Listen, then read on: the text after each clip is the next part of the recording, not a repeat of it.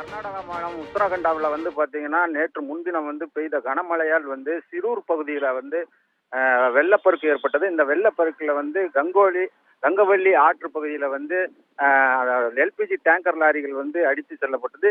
இந்த அடித்து செல்லப்பட்ட லாரியில நாமக்கல்லை சேர்ந்த சின்னண்ணன் மற்றும் சரவணன் ஆகியோர் அடித்து செல்லப்பட்டனர்.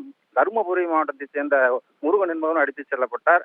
இதையடுத்து நேற்று நாமக்கல் தாத்தங்கர்பட்டியை சேர்ந்த சின்னண்ணன் என்பவரை உடல் மீட்கப்பட்டது. இன்று காலை நாமக்கலை சேர்ந்த சரவணன் உடலை தேடும் பணியானது தீவிரமாக நடந்து வருகிறது.